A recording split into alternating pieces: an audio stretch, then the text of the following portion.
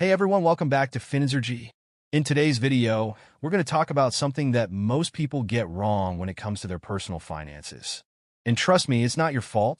We weren't exactly taught how to handle money the right way in school. But today, you're going to learn about the 7 biggest money mistakes that could be sabotaging your financial future. And most importantly, how to fix them. These mistakes are more common than you think, and unfortunately, they can add up to big problems in the long run. From spending too much on things you don't need to neglecting your credit score, we're going to cover it all. So, make sure you stick around until the end, because by the time you finish this video, you'll have a clear roadmap to improve your financial situation. Let's get started. Mistake 1. Living paycheck to paycheck. First up, one of the most common financial mistakes people make is living paycheck to paycheck. And let me tell you, this is a major problem. You can have a good-paying job, but if you're constantly running out of money before your next paycheck, it's a sign that you're not managing your cash flow properly. Now, I know what you might be thinking, but I don't have enough to save. I can barely make ends meet as it is. And I hear you. That's the reality for a lot of people. But here's the truth. It's not about how much you make. It's about how much you keep and how well you manage it. So, what can you do about it? Well, the first step is to create a budget. And I don't mean a vague, I think I can afford this kind of budget. I'm talking about a detailed plan where you track every dollar that comes in and goes out. Apps like Mint or Inab, You Need a Budget, can help you visualize your spending and identify areas where you can cut back. By budgeting, you'll be able to free up more money for savings and investments, and most importantly, you won't be stuck in that paycheck-to-paycheck cycle anymore. Start small. Aim to save even 10% of your income at first, and over time, you'll be able to build an emergency fund. Trust me, this will change the way you approach money forever. Mistake 2. Ignoring debt. The second big mistake people make is ignoring their debt. Whether it's credit card debt, student loans, or car payments, debt can be a huge financial burden if you let it grow unchecked. But why do people ignore their debt? It's simple, it's stressful, and sometimes it feels like there's no way out. But avoiding it only makes things worse in the long run. You might think that just paying the minimum on your credit card or loan is enough. But in reality, that's just a trap. Why? Because of something called compound interest.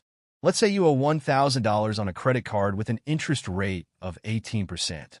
If you only make the minimum payment, your balance might never decrease, and the interest will keep piling up.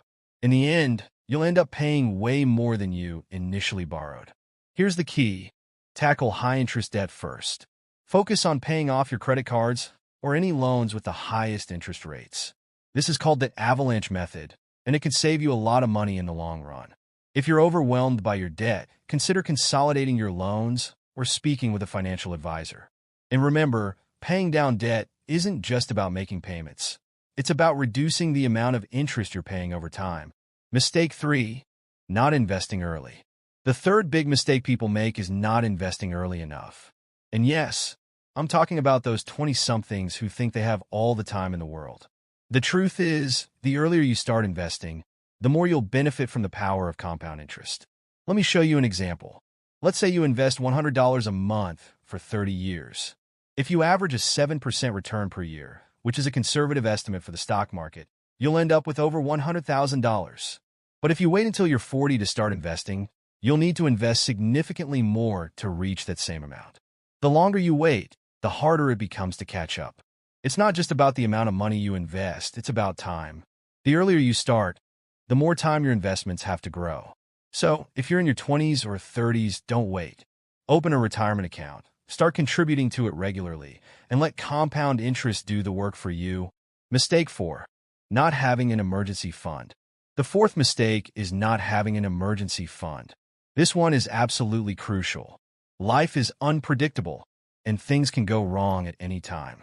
A car breakdown, a medical emergency, or even losing your job. These are all things that could throw you off financially if you don't have an emergency fund in place. So, how much should you save? Financial experts usually recommend setting aside 3 to 6 months' worth of living expenses. This might sound like a lot, but having that cushion can mean the difference between a stressful financial situation and one that's manageable. Start small. Aim for at least $1,000 to $2,000, and then work your way up. Put this money in a separate account that you don't touch unless it's a true emergency. Trust me, having this cushion will give you peace of mind and protect you from financial stress. Mistake 5. Not understanding your credit score. Next, let's talk about your credit score. Many people don't realize just how important this number is. Your credit score affects your ability to get loans, the interest rates you'll pay, and even your chances of getting approved for a rental property. If you want to build wealth, understanding and improving your credit score is essential. Here's what affects your credit score: payment history, credit utilization, length of credit history, types of credit accounts, and recent inquiries. So, if you've been late on payments or maxed out your credit cards, that could be hurting your score. The good news is there are simple things you can do to fix this. First, make sure you always pay your bills on time. Second, try to reduce your credit card balances to under 30% of your available credit. And third, don't close old credit accounts. They contribute to the length of your credit history, which can help your score. The higher your credit score, the more options you'll have when it comes to borrowing money. So, take care of it